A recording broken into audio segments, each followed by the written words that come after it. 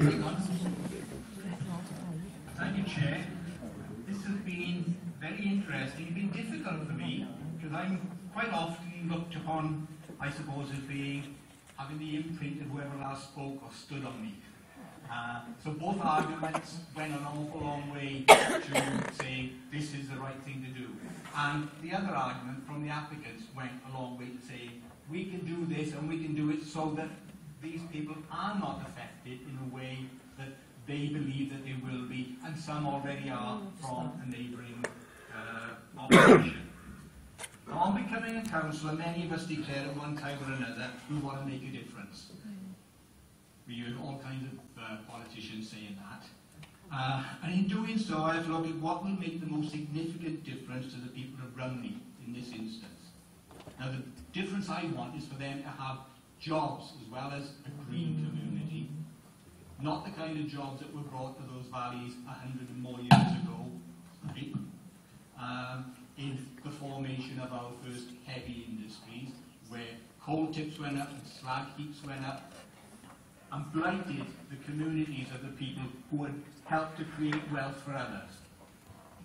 So what I'm taking a gamble here in saying I will be supporting Councillor Oliver in this motion, and in the hope that we will get more jobs coming into the valley, some perhaps coming back that should have been there a few years ago, and that with it being as green and as beautiful as it might be, that industrial estate up there will fill with other jobs, clean jobs, and the jobs that younger people from Rumney, Montwalton, and wherever can be happy to take, earn the money, and buy the houses that some of these people thought may stay low in value, and look for prosperity for all. So I also will be taking a gamble in supporting that motion.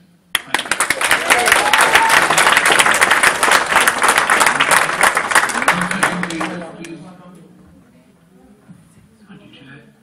A couple of times today we heard the word family mentioned, and I've got two daughters, and in my spare time I like going out to green areas for walks, and I like showing them green areas. I've never ever asked, never ever said to me, can we go up and see Frost and Fran? Well, you know. I like my wildlife, and there's been mention of various birds. I like to harp on about a red kite. A couple of years ago, the red kite was going to be no more in Wales. The national bird of Wales, and it was going to be extinct.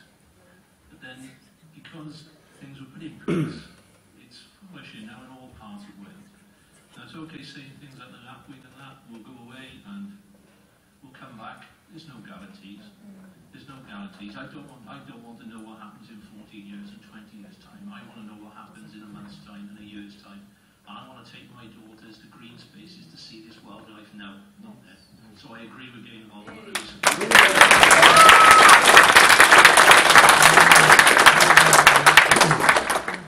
Councillor Gale, please. Why do we need fossil fuels with the climate change, which has to be addressed as well? Coal is best left in the ground.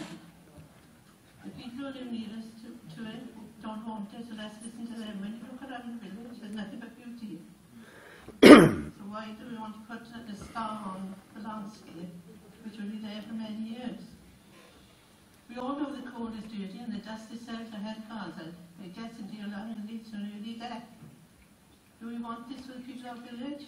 I say no. It's a beautiful place to live. Why spoil it for the people who live there?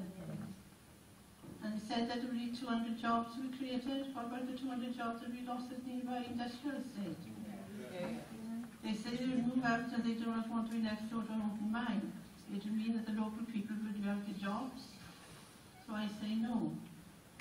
And after going to the site meeting, I was concerned that we cannot agree to this. I do not live there, and most of the people involved do not live there. Do you want to live next door to an open mine? So we must listen to the people who live there. Thank you, Jerry.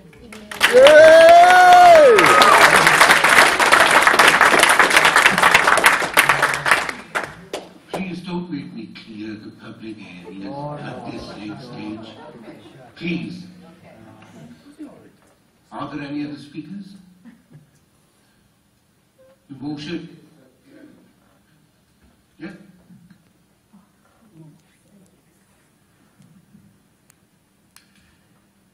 So far, I've heard members express concerns about health, environment, which encompasses, I'd say, both the sort of dust side of it and the sort of habitat and wildlife side. Health and well-being and visual impact. I think before you go forward to a vote, I think you do need to consider very carefully that none of your technical consultees have raised any, well, they've raised concerns, but those concerns have been addressed. And they've either been addressed through the scheme itself, or they can be adequately addressed through the imposition of conditions. And those conditions are recommended in the report. When Councillor Rees mentions, the good old days, I understand exactly what he's talking about. Councillor Aldworth drew on that as well. But what we have to bear in mind is that the regulatory regimes these days are totally different to what we experienced when we were younger. And the level of control that we will impose through the planning system and through other